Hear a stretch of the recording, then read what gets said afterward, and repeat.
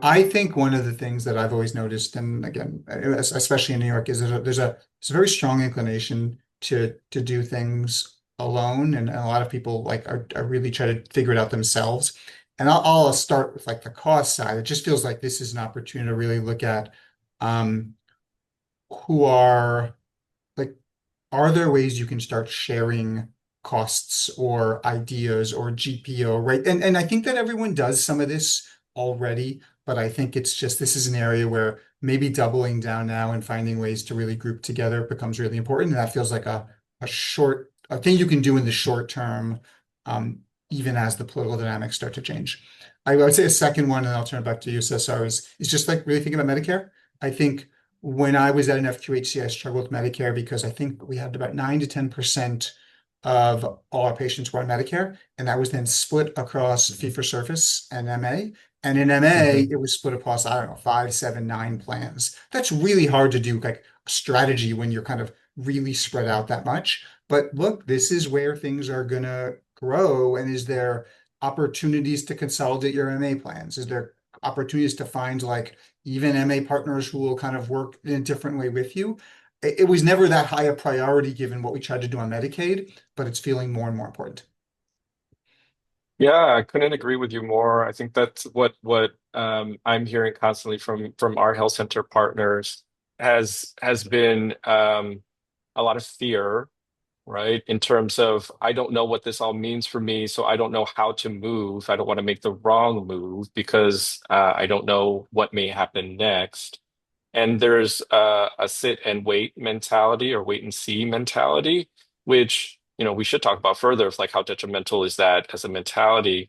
But then there are a good number that are then saying, well, we need to protect ourselves now. And it becomes even more crucial for us to think about different ways to diversify, mainly diversify our revenue streams. If we know that Medicaid fee for service goes away, obviously, I'm going to say everything's going to be about value-based care. It's not all things, but it is a meaningful thing that we talk about because many things might be cut from might not be directly reimbursable anymore. And the way that we can be able to pay for those services is through value-based care and taking on different risk arrangements. And to your point, David, the way that health centers can be more competitive here is by joining forces with other health centers, combining their respective patient populations into a larger risk pool so that they can then qualify for different risk arrangements. And that there is a significant opportunity for greater partnership, strategic partnership alignment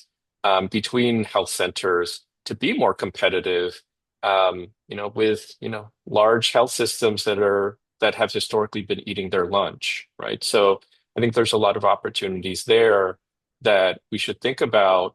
And to your point, David, this rate increase on the MA side I think is a very strong tell that there's going to be a lot more investment in MA populations, and a larger further investment away from direct federal spending and management and into managed care.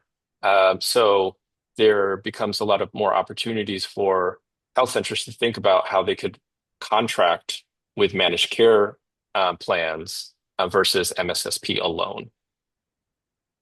Uh, I'd say one other thing, which is again, this is going to be a state by state dynamic, but we're seeing a lot in New York, is is finding ways to diversify revenue stream by moving into other kind of like adjacent licensed areas. So I use in New York, right? Most FQHCs, they get licensure from what's New York's Department of Health, which basically oversees medical facilities.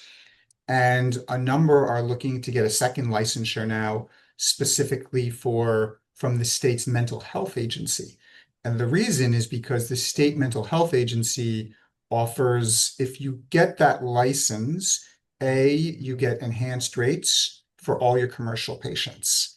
And B, there's additional flexibility for kind of telehealth when you have mental health licensure versus primary care only licensure. So that's a very New York specific example, but I imagine that kind of licensure framework plays out differently in other states. And there may be ways to enhance rates or to get flexibility with workforce using like the way the licenses are set up. That again, that's just another way. It's kind of diversifying, but it's just shifting the way you focus on your patients and frankly recruit staff that might be helpful at a time like this.